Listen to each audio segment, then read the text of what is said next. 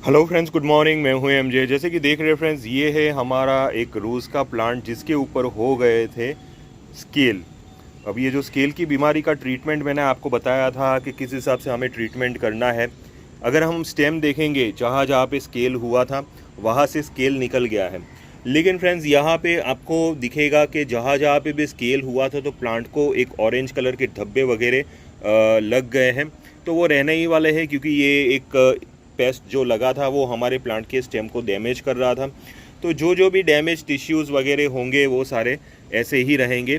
लेकिन ओवरऑल फिर से प्लांट ने हमारा रिकवरी स्टार्ट कर दिया है। जैसे कि देख रहे हो, ये जो प्लांट है इसके ऊपर हर जगह से नए शूट्स निकलना शुरू हो चुके हैं।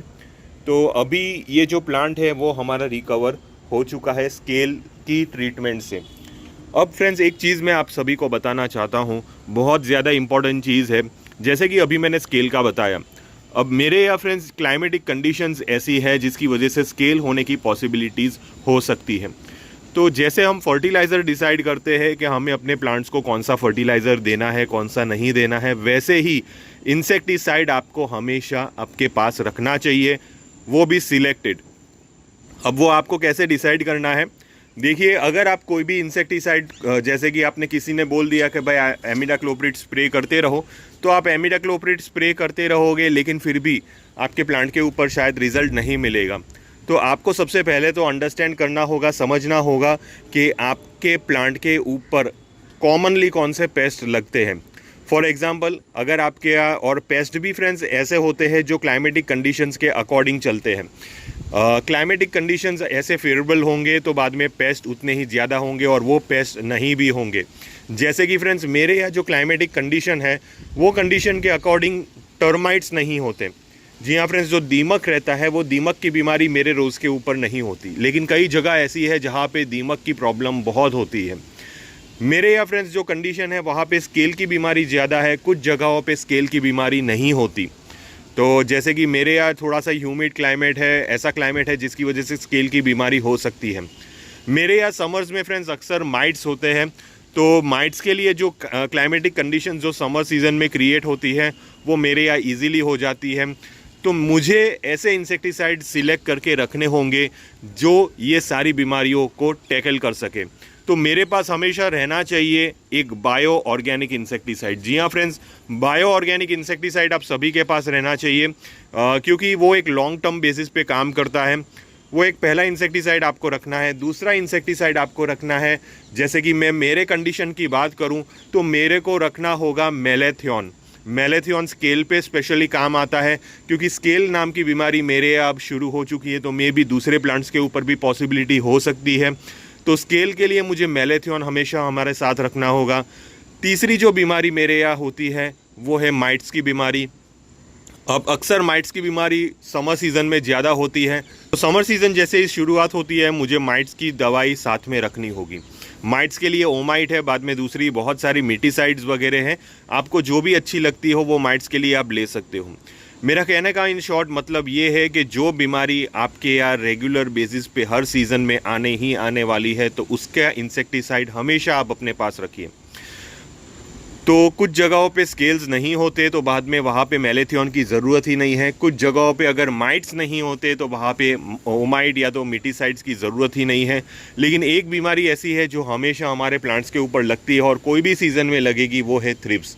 तो थ्रिप्स के लिए एमिडाक्लोप्रिड बेस्ट है। तो थ्रिप्स के लिए, एफिड्स के लिए ये एमिडाक्लोप्रिड बेस्ट इंसेक्टिसाइड है। तो आप एमिडाक्लोप्रिड भी साथ में रखिए। और दूसरे जो इंसेक्टिसाइड जो अभी मैंने बोले वो आपको लेने हैं आपके क्लाइमेटिक और पेस्ट के अकॉर्डिंग। अगर आपको लगता है कि आपके यहाँ माइट्स नहीं होते तो बाद में माइट्स की दवाई रखने का कोई मतलब नहीं है। अगर आपको लगता है कि आपके यहाँ स्केल नहीं होता तो बाद में स्केल की दवाई रखने की ज़रूरत नहीं है। लेकिन अगर आपको लगता है कि आपके यहाँ स्केल होते हैं तो बाद में वो दवाई हमेशा आप अपने पास रखिए। तो ये एक बात हो गई फ्रेंड्स मेडिसिन के रिलेटेड। अब बात आएगी फ्रेंड्स हमें अपने रोजेस को, अब ये बात हो गई मेडिसिन से रिलेटेड। लेकिन अगर आप मेरे गार्डन को ध्यान से देखोगे तो आपको यहाँ पे फॉगर सिस्टम लटकते हुए देखने को मिल जाएंगे। अब आपने सोचा होगा कि भाई एमजे आपने तो दूसरा फॉगर सिस्टम ये वाला लगाया है, तो ये फॉगर सिस्टम की क्या ज़रूरत है। देखिए, ये फॉगर सिस्टम मेरा पुराना फॉगर सिस्टम है। जो मैंने ऊपर की साइड रखा हुआ था उसको मैंने नीचे की साइड ले लिया है। अब फॉगर सिस्टम क्यों ज़रूरत है? देखिए मेरे यहाँ का जो क्लाइमेट है वो गर्म है, यानी कि दिन का जो टेम्परेचर मेरे यहाँ रहता है वो 30 के अबव रहता है, 31-32 डिग्रीज़ के आसपास रहता है, इवन इन विंटर्स। तो इसीलिए मुझे फॉगर सिस्टम की ज़रूरत होगी, ताकि गर्मी प्लांट के ऊपर रिज़ल्ट अच्छा नहीं ला पाएगी, फ्लावर्स की साइज़ क्वालिटी अच्छी नहीं आ पाएगी। तो इसीलिए मुझे फॉगर सिस्टम की ज़रूरत है। लेकिन अगर आपके यहाँ टेम्परेचर 25 डिग्री से नीचे चला गया है तो बाद में आपको कोई फॉगर की ज़रूरत नहीं है, कोई शावरिंग की ज़्यादा ज़रूरत नहीं है। आपके यहाँ प्लांट अपने आप ही बहुत ही खूबसूरत होंगे। लेकिन मेरे यहाँ का जो क्लाइमेट है वो क्लाइमेट के अकॉर्डिंग फॉगर सिस्टम ज़रूरत है। अब आप सोचोगे कि सर आपने ये फॉगर सिस्टम लगाया, ये फॉगर सिस्टम कितने फॉगर्स? देखिए एक्चुअली यहाँ पे मैं अपनी मिस्टेक एक्सेप्ट कर लेता हूँ, क्योंकि ये जो फॉगर सिस्टम है वो मैंने गलत परचेज़ किया है। सबसे पहला तो चीज़ ये है फ्रेंड्स कि ये फॉगर सिस्टम में मुझे अच्छा रिज़ल्ट नहीं मिला। जी हाँ, ये सिंगल नोज़ल फॉगर सिस्टम है और इसके अंदर मुझे अच्छा रिज़ल्ट बिल्कुल भी नहीं मिला। जो क्लेम करते हैं ये लोग कि टेम्परेचर डाउन हो जाता है, तो मे भी डाउन हो सकता है, लेकिन अगर आपके टेरेस चारों तरफ से बंद हो तो बाद में मे भी ये डाउन हो सकता है। लेकिन हमारा टेरेस तो ओपन है।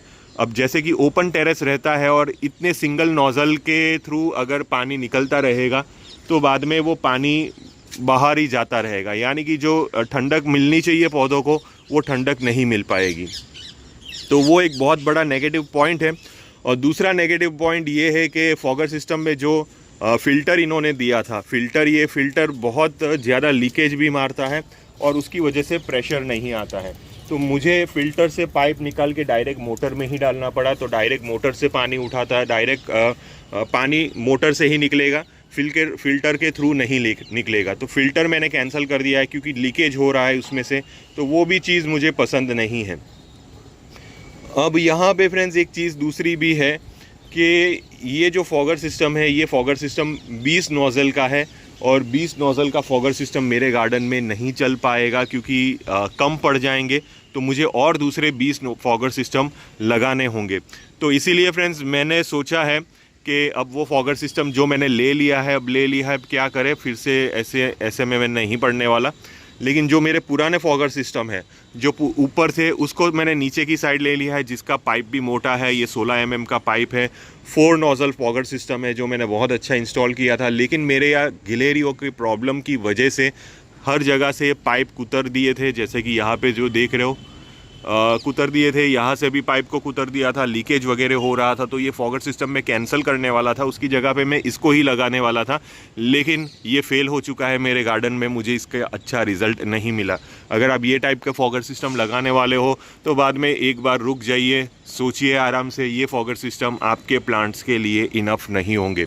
आपके प्लांट्स के लिए ज़रूरी होंगे ये वाले 4 नोज़ल फॉगर सिस्टम और 16 mm का पाइप चाहिए। और ये जो पाइप है ये सीधा कनेक्ट हो रहा है मेरी जो मोटर है, जो वाटरिंग करने की जो मोटर आती है, वो मोटर के साथ ही ये कनेक्ट है।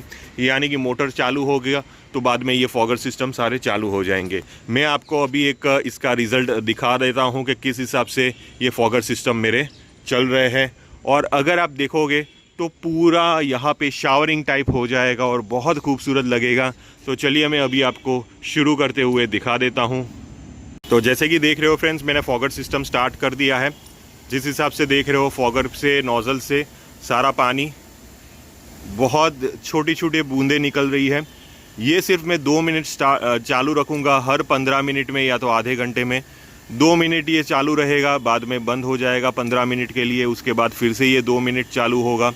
तो ये हिसाब से ये चलता रहेगा। तो बाद में प्लांट के यहाँ का जो टेम्परेचर है मेरे गार्डन का वो ठंडा रहेगा।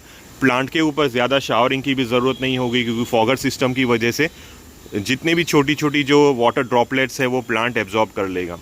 तो प्लांट का टेम्परेचर मेंटेन होगा। जैसे कि देख रहे हो यहाँ पे मेरे सारे फॉगर सिस्टम। अब मैं आगे ले जाता हूँ, देखिए यहाँ पे भी है, ये देखिए।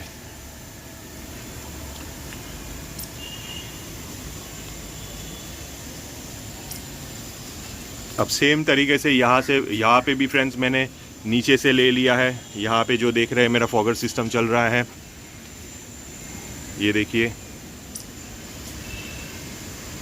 तो ये हिसाब से फ्रेंड्स मैंने सेटिंग किया है। अब ये फॉगर सिस्टम में स्टार्ट करके दिखाऊंगा, दोनों में अंतर देखिए, दोनों में बहुत ज़्यादा अंतर है।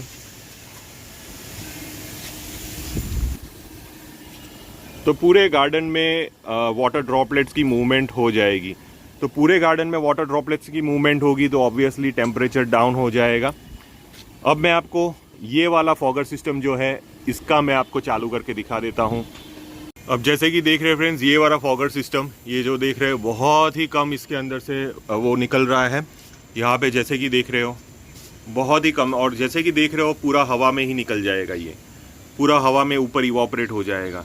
प्लांट्स को उतना ज़्यादा यहाँ पे टेम्परेचर डाउन नहीं होगा ये फॉगर सिस्टम से। तो मैं सोच रहा हूँ कि ये फॉगर सिस्टम उतना इफ़ेक्टिव नहीं रहेगा मेरे गार्डन के लिए, और अगर मुझे इफ़ेक्टिव करना है तो मुझे बहुत सारे नोज़ल्स लगाने होंगे। तो इससे बेटर चीज़ है ये अपना 4 नोज़ल फॉगर सिस्टम जो आराम से चलेगा, और इसमें ज़्यादा ब्लॉकेज का भी प्रॉब्लम रहता है। जैसे कि 2-3 दिन मैंने ये चलाया, 2-3 दिन में ही इसके अंदर ब्लॉकेज क्रिएट हो गया, यानी कि कचरा चला गया। वो कचरा इसलिए चला गया क्योंकि मैंने इसके अंदर से फ़िल्टर हटा दिया है। फ़िल्टर रहता तो बाद में ठीक है, फ़िल्टर नहीं है तो बाद में ये जो फॉगर सिस्टम है वो ब्लॉक हो जाएगा, यानी कि कचरा उसमें भर जाएगा। यहाँ पे जो देख रहे हैं अभी ये मेरा चालू है, लेकिन फिर भी यहाँ पे कचरा भरने की वजह से ये बंद हो चुका है। कचरा तो इसमें भी जाता है नो डाउट, इसका पाइप बड़ा है, ज़्यादा इश्यू नहीं रहता है। और बाद में मैंने फ़िल्टर लगाया हुआ है, ये जो देख रहे हो ये बड़ा सा फ़िल्टर है, यानी कि सारा कचरा इसके अंदर से फ़िल्टर होके बाद में इसके अंदर जाता है। और अगर ये नोज़ल कई बार जाम भी हो जाते हैं तो ये ईज़िली मेरे से साफ़ भी हो जाते हैं। तो इन कंपैरिजन टू ये मेरा ये फॉगर सिस्टम ज़्यादा इफ़ेक्टिव है और मैं इसको ही रेगुलर चलाऊँगा। अब ये है, अब रहने दूँगा, जब ज़रूरत होगी दूसरी जगह पे छोटे गार्डन में ये आराम से चल जाएगा, लेकिन इतने बड़े गार्डन में मेरे हिसाब से ये सिंगल नोज़ल सिस्टम नहीं चलेगा। तो ये एक फॉगर सिस्टम से रिलेटेड वीडियो थी जो अभी मैंने आपके साथ शेयर की। अगर आपको किसी भी टाइप का कन्फ्यूजन हुआ ये टॉपिक से रिलेटेड तो प्लीज़ आप मुझे टेलीग्राम ग्रुप में कॉन्टैक्ट कर सकते हो। टिल देन के लिए थैंक यू फ्रेंड्स और हैप्पी गार्डनिंग।